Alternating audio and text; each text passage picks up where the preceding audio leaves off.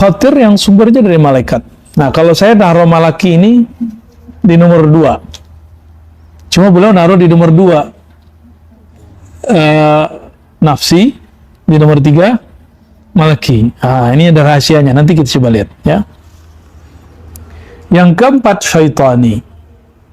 Nah, yaitu dari syaitan ya. Fal khatir rabbani isinya kalau enggak asrar rahasia, kalau enggak ulum keilmuan, kalau enggak yang ketiga ahwal hal rohani. Bismillahirrahmanirrahim, kita masuk ke anwaul khawatir ya.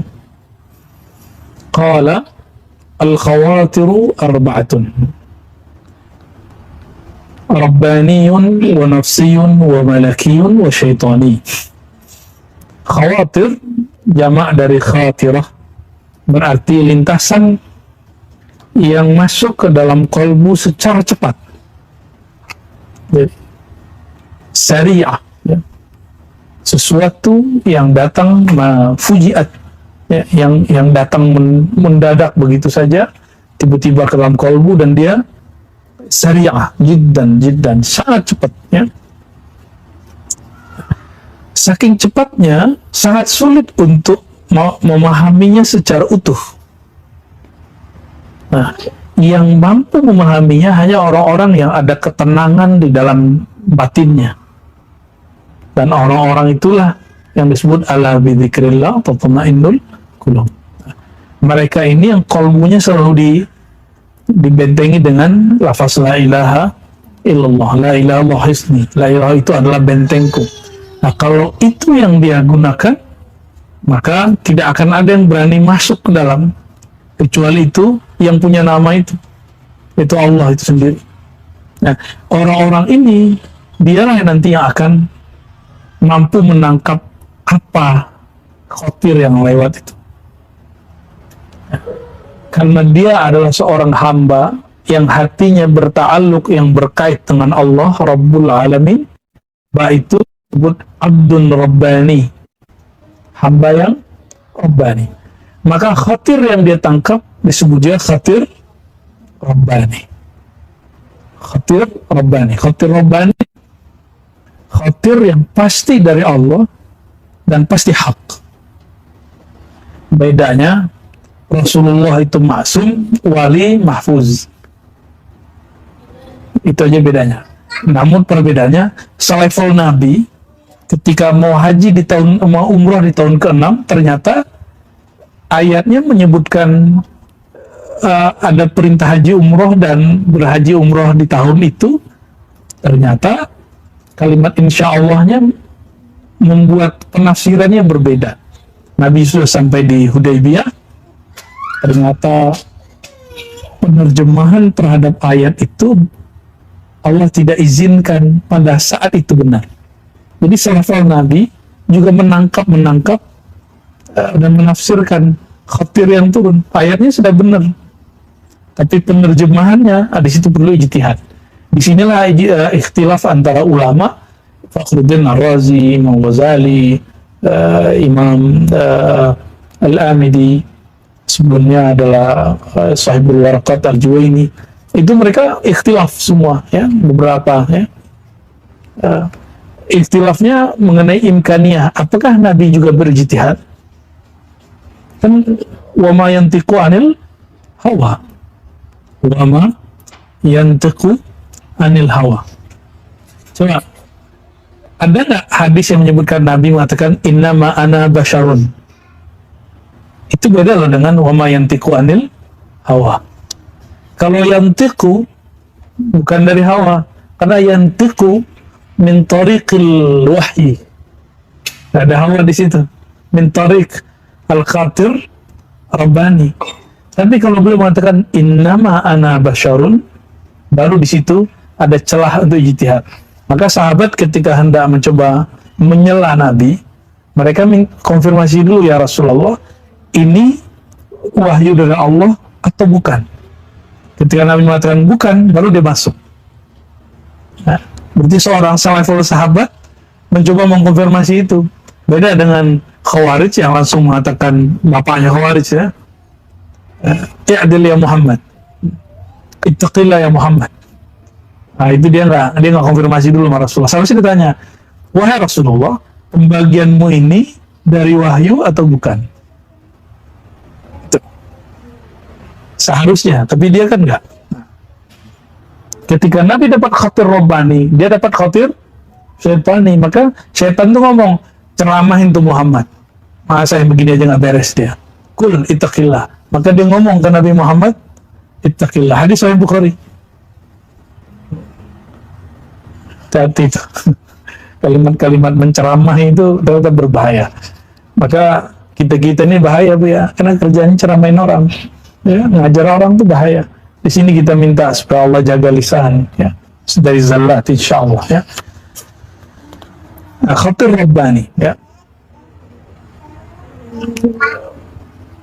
Rabbani berarti hamba yang kalbunya berkiblat kepada Rabb, kepada Allah Subhanahu wa Ta'ala. Dan yang kedua, khatir nafsi. Khatir nafsi berarti lintasan yang sudah dibisikkan dan dipengaruhi oleh nafsiyah, ego. Ini yang terjadi kebanyakan pada orang berzikir, bertawajuh, berrabitoh, atau dalam saat dia bertafakur, tadabbur, atau diistilahkan mu'alimi. Ini bahaya. Kalau ini masuk, bahaya. Itu sebabnya wajib bersyahadat sebelum zikir, bukan wajib secara hukum fikih, tapi wajib secara adab. Kemudian ta'awuz, berlindung kepada Allah Subhanahu wa Ta'ala, ya. Nah, nafsi, ada malaki. Yang keempat, yang ketiga tadi, malaki. Khatir yang sumbernya dari malaikat. Nah, kalau saya taruh malaki ini di nomor 2. Cuma beliau naruh di nomor 2 nafsi, di nomor 3 malaki. Ini ada rahasianya, nanti kita coba lihat, ya. Yang keempat, syaitani. Nah, yaitu dari syaitan, ya. Fal khatir Rabbani yu'tiqal asrar wal ulum wal ahwal. Khatir Rabbani isinya kalau enggak asrar, rahasia, kalau ulum, keilmuan, kalau yang ketiga ahwal, hal rohani, ya. Hal itu seperti taubah, syukur, sabar, yang makomat yang sudah ditulis di dalam kitab-kitab makomat, ya. Ya. Kalau ulum, keilmuan, orang-orang yang lengkap diberi ini Nabi Muhammad Sallallahu Alaihi Wasallam. Hampir semua wali diberikan ini, tapi ada yang dibuat lebih, yang diberikan asar lebih, maka kalam-kalam dia akan sulit dipahami oleh orang-orang yang ahli zahir, ya. Nah, yang masih bisa dipahami ahli zahir itu orang-orang yang diberikan ulum, ilmu-ilmu, karena ilmu bisa ditakar oleh akal. Tapi kalau asrar, tidak semua. Nah, asrar itu yang paling tinggi adalah asrar zatullah, zatillah, wa sifatillah, wa asma'illah, wa af'alillah. Itu yang paling tinggi. Asrar daripada zat Allah, asrar daripada sifat Allah, nama Allah, dan fi'il, perbuatan Allah Subhanahu wa Ta'ala. Itu isi asrar. Nah, ini kebacanya semua ini oleh apa? Kalau asrar dibaca oleh ruh, kalau ulum yang mampu nangkap fuad. Nah, kalau ahwal, nah itulah qalbu, karena qalbu itu yataqallabu, yatahawwal, ya, dia berubah-ubah. Jadi ketika khatir turun, siapa yang baca? Ruh, dan kalau ruh baca langsung kesimpan dalam sir. Nama objek yang ada di dalam sir itu namanya asrar. Itu. Nah, proses ruh itu menerima, itu prosesnya yang kita sebut khawatir. Tapi itu buah daripada ruh dia memandang kepada Allah, musyahadah, ya. Nah, kesimpan dalam sir asal-asal tadi, lalu jika yang kemudian diterjemahkan oleh fuad jadi ilmu, jika diterjemahkan oleh kolbu jadi ahwal, maqamat. Jadi ahwal di sini boleh tambahkan wal maqamat, ya, wal maqamat.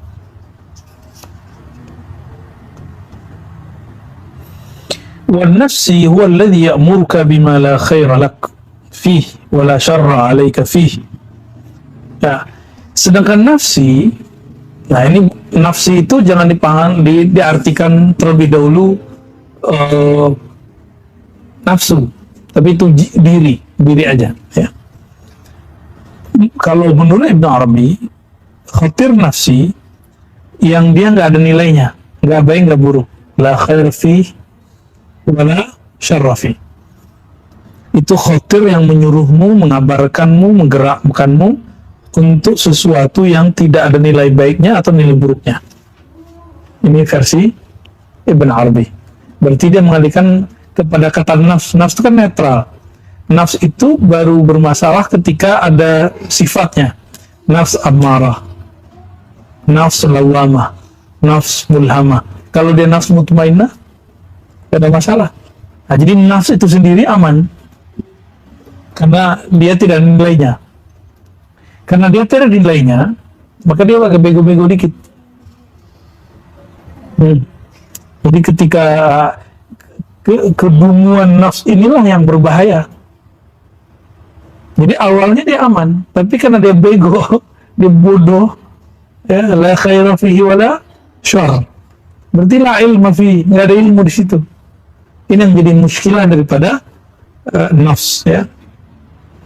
Nah, tapi jika nafsnya sudah terhubung dengan qalbu, baru namanya orang itu nafsnya punya hakikat.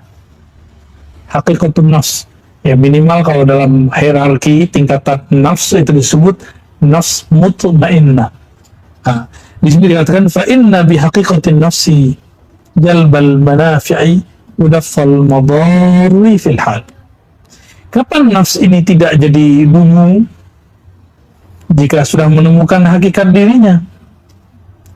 Di saat itu barulah jalbal manafi'. Ya, hakikat dirinya dapat menjadi asbab menarik kebaikan, menolak keburukan. Dari sinilah muncul hukum adat, budi pekerti yang sesuai dengan semua tradisi. Jadi rata-rata hukum adat, tata krama yang ada di alam semesta itu dari nafs yang seperti ini. Ya. Tapi dia belum terkoneksi langsung dengan Allah. Baru dia membaca ke arah yang di dalamnya. Ya. Jadi disinilah kemudian kenapa kalau kita ketemu orang-orang kepercayaan, ketemu orang lintas agama, itu semuanya berbicara kebaikan. Benar nggak? Itu hakikatun nafsi. Jadi kalau mau pluralisme cuma bisa di sini. Ya. Kalau mau jadi pluralis bisanya. Kalau liberal nggak bisa. Pluralis sama liberal itu berbeda. Pluralis itu melihat kebersamaan dalam keragaman. Kerukunan dalam keragaman. Ya. Tapi saya tidak cenderung ke bagian ini. Ya. Ini terlalu masih biasa. Ya. Harus naik di khatir rabbani. Wa amal khatir syaitani. Nah, adapun khatir syaitani di sini dibalik sama dia. Tadi malaki dulu ya. Khatir malaki fa huwa alladhi, ya malaki dulu. Fa huwa alladhi ya'muruka bima fihi sa'adatuka fid daril akhirah. Malaikat itu jika dia membisikkan sesuatu, itu adalah yang membuat kita bahagia di akhirat. Kata Nabi, subhanallah bihamdi syajaratun fil jannah. Satu subhanallah, satu pohon di surga. Maka rata-rata khatir-khatir malaikat itu isinya zikir. Zikir, sedekah, itu isinya. Ya, itu khatir malaki. Jadi kalau mau dikasih contoh misal amsilah min al-khatir al-malaki seperti al-amru bi-dzikr atau al-ilham bi sighatin jadidah fi salawat wal azkar. Ilham dengan sigat-sigat terbaru dalam salawat dan zikir. Sebenarnya tidak ada salawat yang baru. Sebenarnya sudah ada, cuma kita baru tahu. Ya. Contohnya, Sidi Syekh Abdul Hasan Syazili, beliau dapat ilham untuk berzikir subhanallah ma la yamunnu ma yamunnu wa la yumannu alaih. Apa terjemahan dia? Ma yamunnu wa la yumannu alaih. Yang maha memberi tapi dia tidak perlu diberi. Ya, Manan, Al-Manan. Ada subhanallah zil izzati wal jabarut, subhanallah zil kibriyai wal azamah. Itu semua. Saya ketemu seorang wali, dia dapat ilham zikir itu, tapi dia nggak pernah baca kitab hadis yang menyebutkan zikir itu. Terus saya bilang, loh, yai, itu ada di kitab Tabrani, kitab Ad-Du'a Tabrani, sebutkan di zikir-zikir itu. Dia bilang, serius, beneran? Besok saya amalin. Jadi dia konfirmasi. Dia cuma konfirmasi. Karena ternyata ilham itu sendiri ketika turun dari malaikat, maka sedikit ada semacam, bukan ragu, tapi hanya sebatas ingin mencari penguat. Ya, liyatma'inna qalbi, supaya kalbunya tenang. Itu terjadi. Ya, maka orang yang belajar kitab hadis dan mengerti bagaimana cara memahami hadis, mengerti ilmu fikih, itu dalilnya lebih kuat daripada orang yang dapat ilham malaikat. Kenapa? Karena kalau ilham malaikat, antum nggak mengerti yang ini, nanya malu itu gimana, bener nggak ada? Ya, harus konfirmasi, kalau nggak siapa tahu ada setan. Karena jika dia benar ada, pasti ada di kitab hadis atau di kitab-kitab ulama-ulama terdahulu yang dapat ilham yang sama. Pasti ada, nggak akan ada bid'ah. Maka nggak ada namanya zikir baru seperti yang ditimbulkan oleh kelompok tertentu. Yang diamalkan para sufi itu semuanya sudah ada di langit, ya, sudah ada di qalbu Nabi, sudah ada di qalbu sahabat. Ya, maka selain Sayyidina Ali, karramallahu wajhah, beliau membuat sigat zikir sendiri, sigat salawat sendiri. Imam Syafi'i juga buat sigat salawat sendiri yang masyhur, ada tambahan kullama dzakarahu dzakirun wa ghafala an dzikrihim. Rasulullah itu nggak ada, sebelumnya Nabi nggak ada, setelah Nabi nggak ada, baru muncul Imam Syafi'i 204. Seandainya membuat sigat itu bid'ah, maka Imam Syafi'i, Sayyidina Ali, para sahabat-sahabat tabi'in, mereka awwalu man dakhalan nar. Gimana? Yang pertama masuk neraka. Bahaya nggak tuh? Bahaya. Jadi hati-hati membid'ahkan zikir kalau kita nggak ngerti. Ya.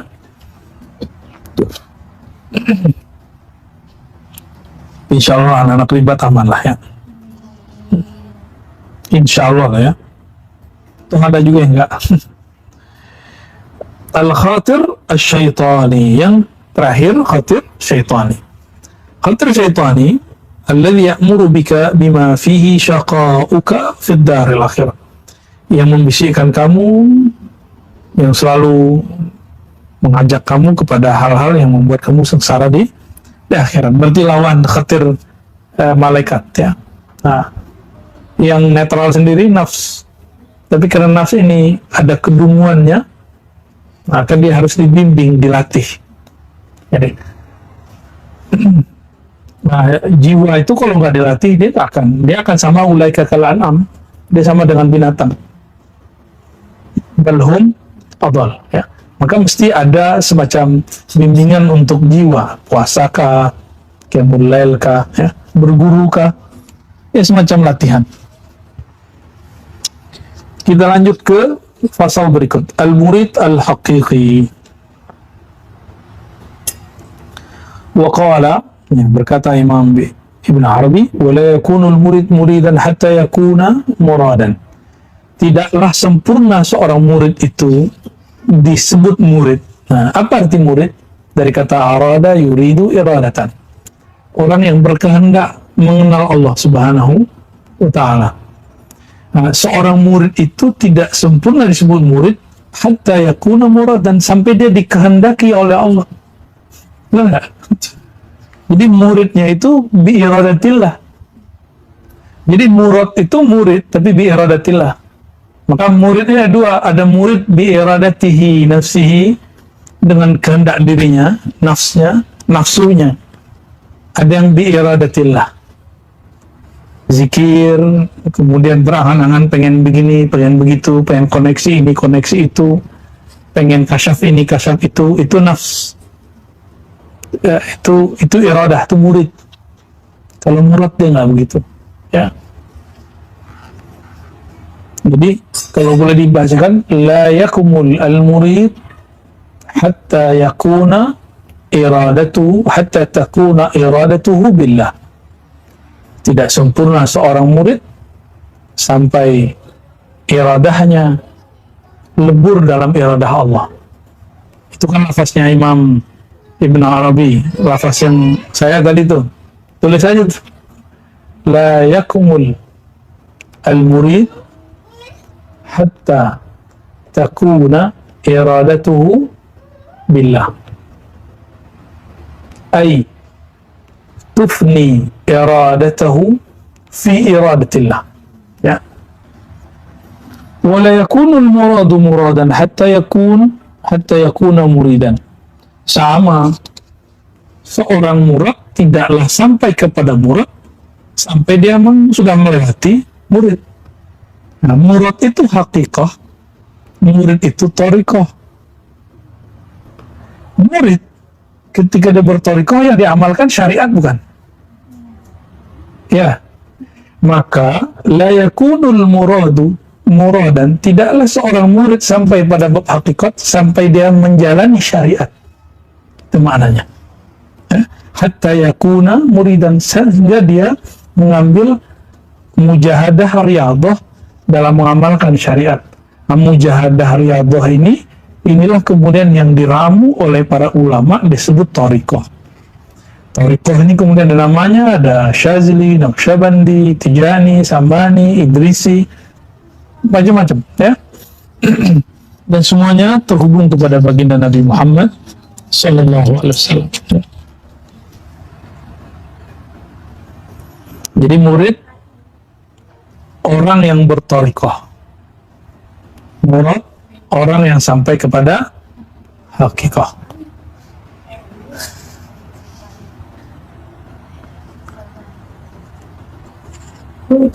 Al-arif wal-alim bain al-i'tirad wa taslim. Wah, ini menarik nih Bu Yani.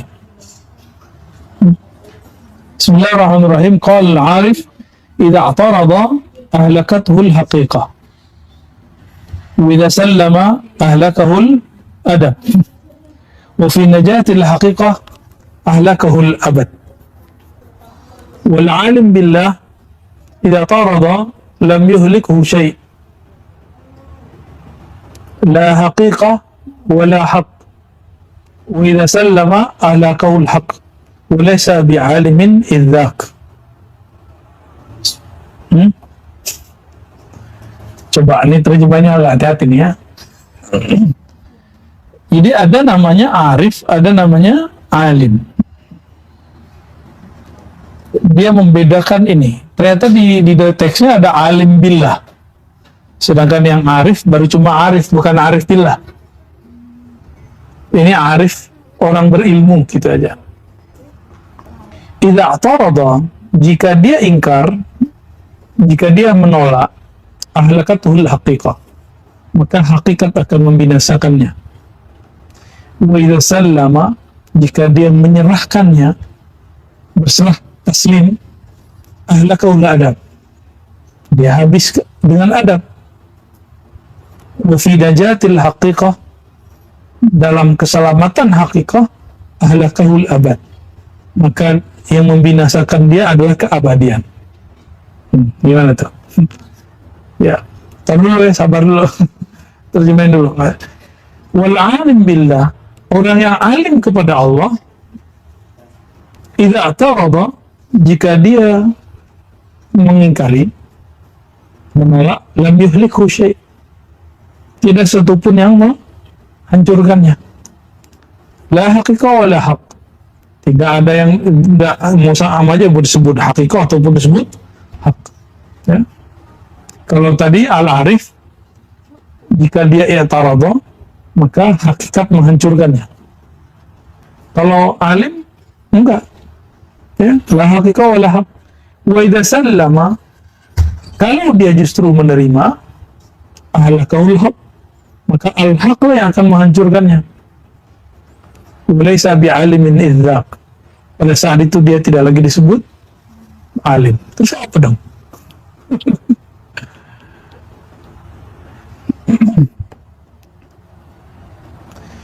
Jadi ada orang yang kalau dia menerima hakikat yang ada pada hakikat daripada khotir itu, walaupun dibalik, idza tarada, jika dia menolak, maka hakikat itu akan membinasakan dirinya, menghabiskan keilmuannya, gitu. Tapi sebaliknya, jika dia menerima, nah, adab yang akan membinasakannya. Berarti dia selamat dari kehancuran yang disebabkan hakikat, karena dia menolak. Wa fi najatil haqiqah, di dalam keselamatan hakikat itu, ahlakahul abad, yang membinasakannya keabadian. Keabadian membinasakannya. Itu dia binasa nggak? Bako dia. Maka ada fana, ada bako. Wa fi najatil haqiqah, ini kata kuncinya.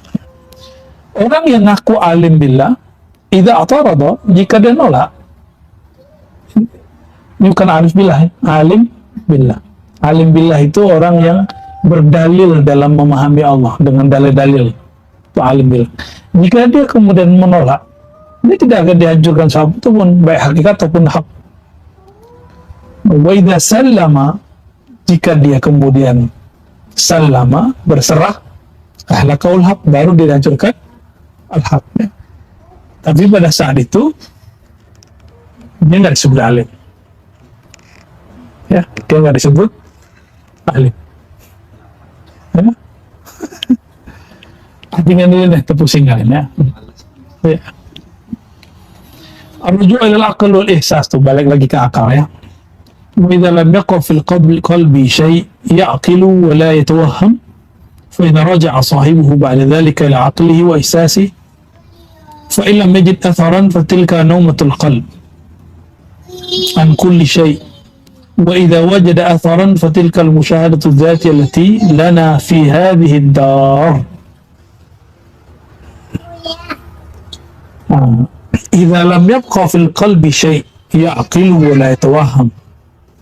Jika di kolbu itu tidak tersisa lagi sesuatu yang bisa diingat dan diterka-terka, ya.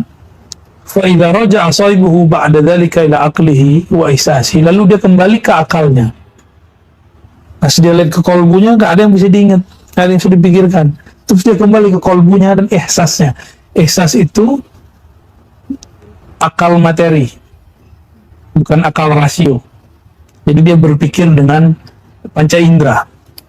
Itu ihsas. Boleh disebut akal panca indera. Kalau yang kita pakai selama ini, otak itu misalnya itu akal rasio. Fa illam yajid atharan, jika ketika dia kembali ke akalnya, kembali ke ihsas, kembali dia berpikir secara kaidah-kaidah usuliyah, atau secara ihsas dicari ke kitab, terus nggak ada asarnya di kolbunya, nggak ada asar, nggak ada efek. Fatilka naumatul qalbi an kulli syai', tanda kolbu tertidur dari segala sesuatu. Maksudnya apa tuh? Kolbu nggak tahu apa-apa, ya, tertidur dari segala sesuatu, berarti dia fana. Fana itu hilang, nggak bisa diingat. Ya, saya mengalami itu dulu sering. Jadi baru zikir la ilaha illallah beberapa kali hilang, nggak bisa diingat, tapi enak aja, nggak bisa diingat. Nah, itu namanya naumatul qalbi an kulli syai'. Kolbu tertidur dari segala sesuatu, itu fana. Nah, ada yang lebih tinggi, baqa. Wa idza wajada atharan, kalau ada rasa yang masih tersisa, makna yang bisa ditangkap, diingat, itulah musyahadah zatiyah, musyahadah yang sebenarnya yang menjadi hak kita di dunia ini. Inilah yang dikatakan di Quran, siapa yang di bumi, di dunia ini dia buta, di akhirat dia buta. Ya. Jadi ada fana, ada baqa. Jangan fana terus. Ya. Nah, disitulah kenapa ada tafakkur, ada tadabbur, ya. Zikir, lalu kita meresapi makna ruh kita koneksi dengan Rasulullah, dengan aulia-aulia Allah. Nanti akan muncul hikmah-hikmah. Itu yang disebut muhadatsah khidriyah, ya. Muhadatsah khidriyah, di situ dia. Nah, tapi selama dia fana, dia nggak akan bisa membaca apapun, mengingat apapun. Nah, karena berkaitan dengan ini, kita masuk ke bab terakhir, ya, yaitu tentang mukasyafah dan musyahadah. Bismillahirrahmanirrahim. Qala al-mukasyafatu altafu min al-musyahadah wa atab. Oh, betul, ya. Wa likulli musyahadatin kashfun, fama min musyahadatin illa wa kashfuha atammu minha wa altaf. وقد يكشف ولا يشاهد وقد يشاهد ولا يكشف وقال زن على نفسك قبل أن يوزن عليك. Itu sama dengan mutu qabla an tamutu. Ya. Al-mukasyafah, ada mukasyafah dari kata kasyafa berarti menyingkapkan, penyingkapan sesuatu. Apa yang disingkapkan? Yaitu tabir-tabir hati. Tabir kolbu jika dibuka namanya mukasyafah. Tapi mukasyafah ini juga hanya sampai di nafsiyah, mukasyafah nafsiyah. Jadi kita boleh bagi, ada mukasyafah qalbiyah, ada mukasyafah nafsiyah. Mukasyafah nafsiyah, nah, di bawahnya nanti ada yang berkaitan dengan syahwat, ada yang berkaitan dengan akal, ada yang berkaitan dengan mahsusat, objek-objek yang dapat diindra. Yang ini la haqiqatalah, tidak ada hakikatnya, itu palsu semua. Di situ setan masuk. Disitulah kemudian banyak orang-orang terjebak di alam kebatinan. Ya, dia menyatakan itu sudah usul, itu belum usul. Dia mengatakan ketemu ruh ini, itu bukan ruh. Ya.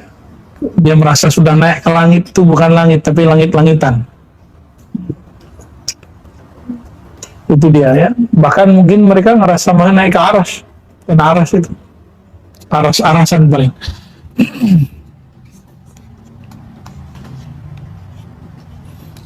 Lain dengan mukasyafah qalbiyah, mukasyafah qalbiyah ini sudah hebat, itu sudah tinggi. Jadi dia mukasyafah yang tersingkap itu tabir yang ada di dalam kolbunya. Yang terlihat di nafs itu mirip dengan di kolbu, tapi dia beda. Yang di kolbu itu imitasi, bayangan, tiruan. Ya, itu yang kita sebut halu. Jadi kapan orang itu halu? Jika dia melihatnya mukasyafahnya dengan nafs. Dan itu nggak bisa antum tentuin sendiri, harus konsultasi kepada ahlinya. Ya, kecuali sudah ahli, bisa nentuin sendiri. Kalau nggak, terjadilah ada orang-orang yang kemudian aneh-aneh sendiri, merasa dirinya benar sendiri, merasa dirinya ahli marifat tiba-tiba, dan lain sebagainya. Al-mukasyafah altaf min al-musyahadah. Oleh karena itu, mukasyafah itu dosisnya lebih rendah daripada musyahadah. Ya. Tapi versi beliau, bagi Imam Ibn Arabi, justru wa'atam, terkadang dia lebih sempurna. Karena dia pakai kolbu, sudah ada makna. Yang dimaksud dalam mukasyafah qalbiyah. Kalau hanya masuk ke dalam ruh, terbaca oleh ruh, dalam ruhani, belum bisa diterjemahkan oleh kolbu. Jadi atam di sini binisbah ila tahqiqil ma'ani. Berdasarkan pemaknaan, maka dia lebih atam, lebih sempurna.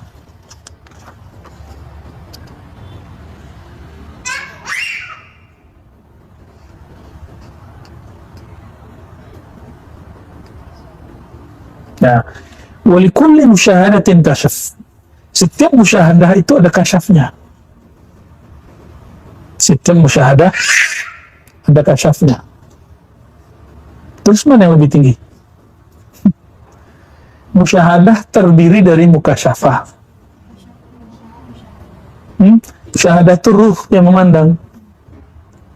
Mukasyafah kolbu. Tapi untuk kesempurnaan makna, maka dia harus masuk dalam kolbu. Gitu. Cuma secara kemurnian musyahadah. Fama min musyahadatin illa wa kashfuha atammu minha wa altaf. Tidaklah ada musyahadah kecuali kasyafnya lebih sempurna, ya, dan lebih lembut. Wa qad yakshifu walau syahid. Kadang orang dibuka tabirnya tapi dia nggak bisa lihat, nggak bisa menyaksikan. Wa qad yushahidu wa la yakshif. Ada yang dibukakan tabir melihatnya tapi dia tidak bisa memaknai. Nah, yang sempurna Rasulullah. Kemudian Al-Ghaus, libahnya Al-Kutub. Ya? Wa qala zin ala nafsika qabla ayuzana alaik. Ya? Maka timbanglah dirimu sebelum kamu ditimbang. Ya? Jadi ketika di Quran itu ada yuhasibkum bihillah, Allah menghisap kamu, itu yang dihisap yang begini-ginian. Ya, mukasyafah dia mukasyafah apa? Sehingga dia tertarik mengatakan ini, mengatakan itu, ya. Dan mukasyafah itu ada yang tadi kita sebutkan mukasyafah palsu, nafsiyah, ada mukasyafah yang murni, yang qalbiyah, ya. Di sini perlu kehati-hatian kepada orang-orang yang beristikharah, sholat hajat, zikir, muhadasah khidriyah, muhadasah ruhiyah, ya, biar kita nggak terjebak nanti untuk memahaminya. Oleh karena itu perlu melatih nafs supaya nafs ini tidak mengganggu kepada kolbu. Itulah perlunya thariqah nafsiyah. Di situ perlunya menghatamkan tahlil la ilaha illallah. Di situ perlunya zikir ismul jalalah, ismul zat, Allah, Allah, Allah. Di situ perlunya banyak sholawat. Di situ perlunya banyak puasa, dan yang aham syai' mursyid. Ada mursyid yang membimbing. Itu yang paling penting karena semuanya ada di mursyid. Ya. Tapi jika mursyidnya tidak sempat membimbing secara utuh, minimal kita jaga yang tadi itu. Dia kasih kemudian iriadho, kita amalin. Ya. Jam 3 senangnya tidur apa wiridan? Tidur kan? Ya, itu normal. Nafsiyah kita maunya tidur, tapi kolbu kita maunya dia bangun. Gitu. Ya. Senin Kemis, siang-siangnya enaknya puasa atau enggak? Kayaknya minum es gitu ya. Betul ya? Sahih itu. Tapi kolbu kita maunya nafsu dididik. Karena ketika nafsu dididik, dia akan nurut kepada kolbu. Tapi kalau dia nggak dididik, dia nggak nurut. Jadi kenapa selama ini nafsu kita liar, nggak bisa, was-was ini nggak bisa dididik, nggak bisa dibina? Sebabnya sederhana aja. Kita jarang sekali melatih nafsiyah. Ya. Jadi thariqah nafsiyah, thariqah mu'tabarah, thariqah semua, ruhiyah, thariqah itu semuanya harus kita pelajari supaya mendapatkan fa'alhamaha fujuraha wa taqwahanya ini bisa dikenal dengan baik. Jadi tujuannya hal-hal ini itu membaca fa'alhamaha, lalu dia Allah mengilhamkannya hal itu ke nafs. Bukan Allah mengilhamkan kefujuran. Ini terjemahan siapa yang terjemahin itu? Ya, Allah mengilhamkan kefujuran, kekejian dan kebaikan, ketakwaan. Itu salah terjemah. Fa'alhamaha, Allah mengilhamkan. Boleh juga diartikan Allah mengajarkan. Ya, alhamaha boleh diartikan allama. Allah mengajarkan ke dalam jiwa, ini loh sisi baik kamu, ini loh sisi buruk kamu. Bukan berarti Allah mengajarkan keburukan kepadanya dan kebaikan kepadanya, bukan, ya. Ada yang menerjemahkan begitu, akhirnya ketika dia berbuat salah, dia menyalahkan Allah. Nah, itu kesalahan besarnya. Nah, Jika umur kita panjang, nanti ada pembahasan thariqah sebelum usul, ada thariqah setelah usul. Itu beda. Jadi jangan disamakan. Guru kita kok nggak ngamalin yang kita amalin, ya beda kan di guru. Ya, dia sudah usul. Minimal dia usul fil asma. Kita disuruh zikir sehari sekian ribu, dia udah enggak, dia ngerokok-ngerokok doang. Atau dia nongkrong-nongkrong doang. Dia tidur-tiduran doang. Ya wajar, dia sudah selesai masa-masa begitu. Kita yang belum selesai. Nah, makanya para masyayikh mengatakan dulu, jika murid-murid bertemu kami di saat nihayat, ketika kami sudah selesai, mereka akan zindik, dikira jadi wali, cukup duduk-duduk, ngopi-ngopi, nongkrong-nongkrong, ngerokok-ngerokok, ngakak-ngakak, gitu. Enggak. Seandainya mereka ketemu kami dari awal, kami jadi murid, tahaqqaqu, mereka akan menjadi ahli hakikat. Ya. Itu sebabnya kemudian thariqah mu'tabarah itu dilembagakan supaya orang ketika ketemu syekh, dia kemudian melakukan riyadhah. Zaman dulu belum. Ya. Semoga Allah merahmati kita semua, melapangkan dada kita semua, memudahkan semua urusan kita. Amin ya rabbal alamin. Barangkali itu kajian Al-Inbah untuk malam ini. Semoga Allah yulhimna wa yukashif lana wa yu'ti lana al-musyahada wal mukashafah min hadratihi. Amin ya rabbal alamin. Bihaqqi sayyidina Muhammad. Al-Fatihah.